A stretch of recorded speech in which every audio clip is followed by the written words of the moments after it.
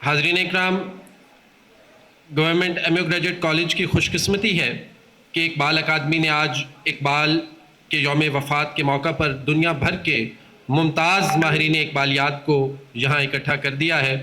یہ تقریب لاہور کے کسی بھی مقام پر ہو سکتی تھی، مگر عبدالرؤف رفیقی صاحب نے ہماری درخواست پر ایم یو کالج کا انتخاب فرمایا تاکہ یہاں کے اساتذہ و طلبہ و طالبات عالمی شہرت یافتہ ماہرین سے براہ راست استفادہ کر سکیں۔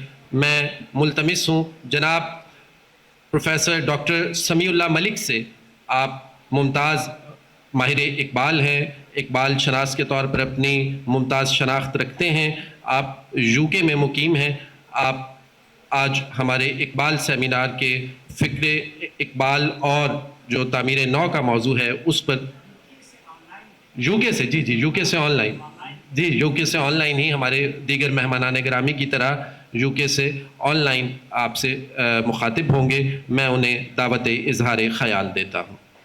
اعوذ باللہ السمیع العلیم من الشیطان الرجیم، بسم اللہ الرحمن الرحیم، نحمدہ ونصلی علی رسولہ الکریم، اما بعد۔ انتہائی معزز برادر محترم عبدالرؤف رفیقی صاحب، معزز اساتذہ اکرام، فاضل محققین، اہل دانش سامعین اور میرے انتہائی عزیز طلباء و طالبات، السلام علیکم ورحمۃ اللہ وبرکاتہ۔ میں اپنے نوجوان طلباء و طالبات، بچوں اور بچیوں کو اقبال کے ایک شعر سے ہی خطاب کر کے اپنی گفتگو کا آغاز کرنا چاہتا ہوں۔ حضرت اقبال فرماتے ہیں کہ پھلا پھولا رہے یارب چمن میری امیدوں کا، جگر کا خون دے دے کر یہ بوٹے میں نے پالے ہیں۔ حضرات، قوموں کی زندگی میں ایسے موڑ آتے ہیں جب تاریخ اپنی سانس روک لیتی ہے اور وقت کا دریا ایک لمحے کے لیے ٹھہر سا جاتا ہے۔ یہ وہ لمحہ ہوتا ہے جب قومیں اپنے ماضی کے آئینے میں جھانک کر اپنے مستقبل کا نقشہ مرتب کرتی ہیں۔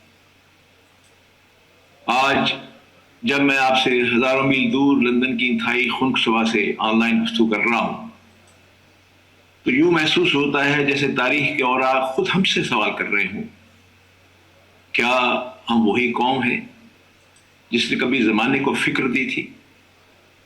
کیا ہمارے اندر وہی حرارت باقی ہے جو تقدیریں بدل دیا کرتی تھیں؟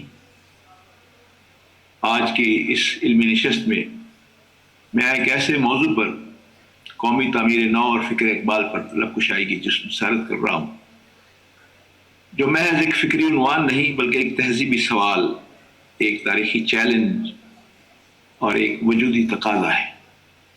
اور اگر میں یہ کہوں کہ یہ محض ایک موضوع نہیں بلکہ ایک دعوت ہے، بیداری کی دعوت، خود شناسی کی دعوت اور ایک نئی صبح کی نوید ہے، تو یہ بے جانا ہوگا۔ اس سوال دراصل یہ ہے کہ کیا کوئی قوم محض مادی وسائل سے دوبارہ زندہ ہو سکتی ہے، یا اس کے لیے گہری فکری، روحانی اور تہذیبی بیداری ناگزیر ہوتی ہے؟ معزز سامعین، یہ محض ایک فلسفیانہ بحث نہیں بلکہ ایک زندہ حقیقت ہے، ایک ایسا چراغ جس کی لو میں امت کی تقدیر لکھی جا سکتی ہے۔ تاریخ کا سنجیدہ مطالعہ ہمیں یہ سبق دیتا ہے کہ اقوام کا زوال کسی ایک حادثے کا نتیجہ نہیں ہوتا، یہ ایک تدریجی عمل ہے، فکر کے جمود سے شروع ہو کر اخلاقی انحطاط سے گزرتا ہوا اور بالآخر تہذیبی بے سمتی پر منتج ہوتا ہے۔ اسی تناظر میں جب ہم حضرت اقبال کی فکر کا مطالعہ کرتے ہیں تو ہمیں ایک ایسا ہمجہ بیانیہ ملتا ہے جو محض نوحہ نہیں بلکہ احیاء کا منشور ہے۔ اقبال کا امتیاز یہ ہے کہ وہ زوال کو محض بیان نہیں کرتے بلکہ اس کے اسباب کی تہ تک پہنچتے ہیں اور پھر اس کے تدارک کے لیے ایک فکری اور عملی لائحہ عمل پیش کرتے ہیں۔ یہ سوال دراصل یہ ہے کہ کیا کوئی قوم محض مادی وسائل کے بل پر عصر نو زندگی پا سکتی ہے، یا اس کے لیے ایک ہماگیر فکری، روحانی اور تہذیبی بیداری ناگزیر ہوتی ہے؟ تاریخ کا سنجیدہ مطالعہ ہمیں یہ سبق دیتا ہے کہ اقوام کا زوال کسی ایک حادثے کا نتیجہ نہیں ہوتا، یہ ایک تدریجی عمل ہے۔ قومی تعمیر نو محض اینٹ اور پتھر کا کھیل نہیں ہے بچوں، یہ دلوں کی بستی بسانے کا عمل ہے، یہ افکار کی تطہیر، کردار کی تعمیر اور روح کی بیداری کا نام ہے۔ یہ وہی نقطہ ہے جسے اقبال نے یوں سمیٹا کہ افراد کے ہاتھوں میں ہے اقوام کی تقدیر، یعنی گویا قوم کا وجود ایک اجتماعی روح ہے اور اس کی زندگی افراد کی خودی سے وابستہ ہے۔ جب قومیں زوال کا شکار ہوتی ہیں نا تو ان کے قلعے باہر سے نہیں اندر سے ڈھہتے، اور جب اٹھتی ہیں تو ان کے ہاتھوں میں تلوار نہیں یقین کی روشنی ہوتی ہے۔ یہی وہ پیغام ہے جو ہمیں علامہ محمد اقبال دیتے ہیں۔ حضرت اقبال ہمیں بتاتے ہیں کہ قوموں کی تقدیر ایوانوں میں نہیں انسانوں کے دلوں میں لکھی جاتی ہے۔ وہ ہمیں خودی کا درس دیتے ہیں، ایسی خودی جو انسان کو اس کی پہچان دیتی ہے، اسے جھکنا نہیں دیتی اور اسے اپنے رب سے جوڑ دیتی ہے۔ میرے انتہائی معزز سامعین، اقبال کا انسان وہ نہیں جو حالات کا غلام ہو، بلکہ وہ ہے جو حالات کا رخ بدل دے۔ وہ ہمیں شاہین بننا سکھاتے ہیں، بلند پرواز، خوددار اور بے نیاز۔ اور جب ہم اقبال کی فکر میں جھانکتے ہیں نا تو ہمیں ایک اور عظیم روح کی جھلک دکھائی دیتی ہے۔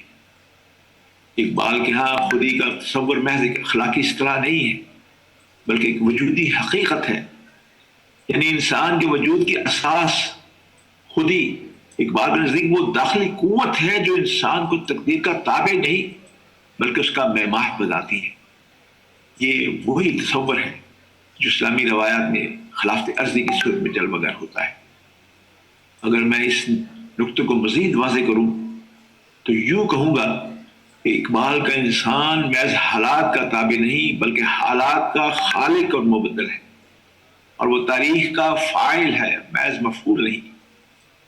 یہی وہ مقام ہے جہاں اقبال کی فکر ہمیں مولانا جلال الدین رومی کی تعلیمات سے ہم آہنگ نظر آتی ہے۔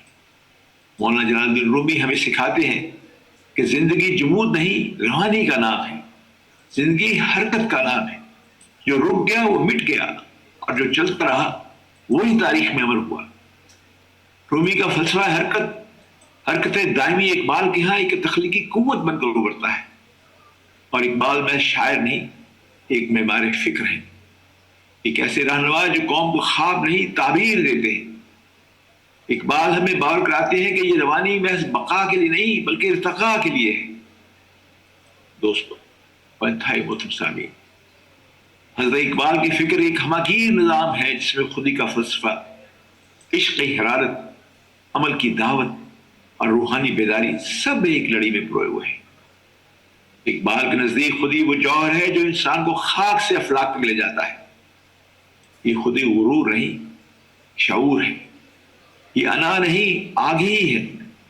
اگر قوم کے افراد اپنی خودی پہچان لیں تو زوال کی شب سحر میں بدل سکتی ہے۔ میرے انتہائی عزیز بچوں اور بچیوں، اگر ہم اقبال کے تنقیدی شعور کا جائزہ لیں تو وہ ہمیں امت مسلمہ کے زوال کے چند بنیادی اسباب کی طرف متوجہ کرتی ہے۔ پہلا ہے جمود فکر، جہاں اجتہاد کی جگہ اندھی تنقید نے لے لی، اور دوسرا ہے انفصال علم و عمل، جہاں علم نظری اور عمل رسمی ہو کر رہ گیا، اور تیسرا ہے روحانیت کا انحراف، جہاں دین ایک زندہ قوت کی بجائے ایک جامد روایت بن گیا ہے۔ یہ تجزیہ محض تاریخی نہیں بلکہ عصر حاضر کے لیے بھی یکساں معنی خیز ہے۔ اقبال کی سب سے بڑی عطا یہ ہے کہ وہ ہمیں یاس سے مکالمے کی طرف لے جاتے ہیں، خاموشی سے شعوری بیداری کی طرف، اور پھر بیداری سے عمل کی طرف۔ ان کے نزدیک قومی تعمیر نو کے لیے 4 بنیادی اصول ناگزیر ہیں۔ پہلا اصول ہے تشکیل خودی، یعنی فرد کی داخلی تعمیر، اور دوسرا ہے اجتہاد فکر، یعنی علمی اور فکری تجدید، اور تیسرا ہے وحدت امت، یعنی اجتماعی شعور کی بیداری، اور چوتھا ہے اصول فعالیت عمل، یعنی فکر کو عمل میں ڈھالنا۔ یہ چاروں اصول دراصل ایک ہی حقیقت کے مختلف مظاہر ہیں۔ یاد رکھیں، تاریخ کی عدالت میں وہی قومیں سرخرو ٹھہرتی ہیں جو اپنے باطن میں انقلاب پیدا کرتی ہیں۔ کیونکہ خارجی تبدیلی ہمیشہ داخلی انقلاب کی مرہون منت ہوتی ہے۔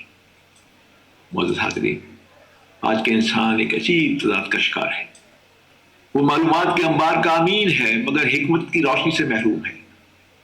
ایسے میں اقبال کی فکر ہمیں یاد دلاتی ہے کہ علم اگر خودی سے وابستہ نہ ہو تو محض ایک بوجھ ہے، اور عمل اگر فکر سے خالی ہو تو محض ایک بے سمت حرکت ہے۔ لہذا قومی تعمیر نو کا عمل دراصل علم، فکر اور عمل کی تسلیس ٹرائکا یعنی سے اس سے عبارت ہے۔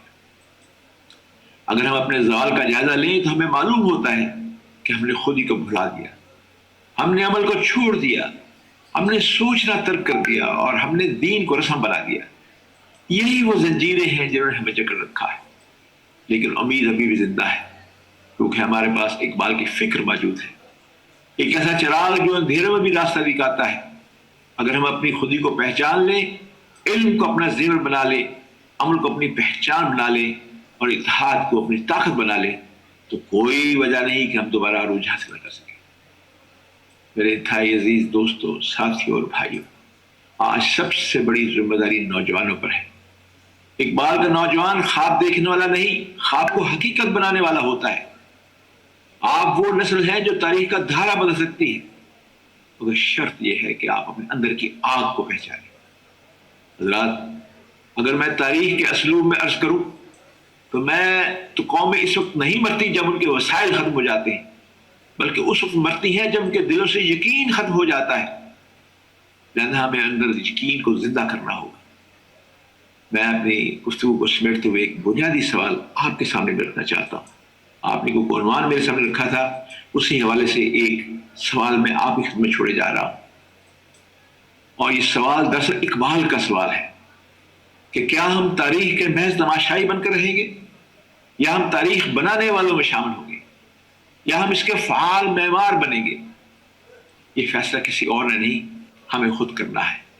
فیصلہ ہمارے ہاتھ میں ہے۔ اگر ہم نے اپنی خودی کو بیدار کر لیا، اپنے فکر کو آزاد کر لیا اور اپنے عمل کو مؤثر بنا لیا تو یہ عہد زوال عہد عروج میں تبدیل ہو سکتا ہے۔ آئیے ہم عہد کریں کہ ہم اپنی خودی کو پہچانیں گے، ہم علم اور عمل کا راستہ اپنائیں گے، اور ہم اس قوم کو دوبارہ اس مقام پر لے جائیں گے جہاں سے وہ دنیا کی رہنمائی کر سکے۔ نہیں یہ نا امید اقبال اپنے کشت ویراں سے، ذرا نم ہو تو یہ مٹی بڑی زرخیز ہے ساقی۔ میں اپنی بات حضرت اقبال کے ان الفاظ پر ختم کرتا ہوں کہ ستاروں سے آگے جہاں اور بھی ہے، ابھی عشق کے امتحان اور بھی ہے۔ السلام علیکم ورحمۃ اللہ وبرکاتہ۔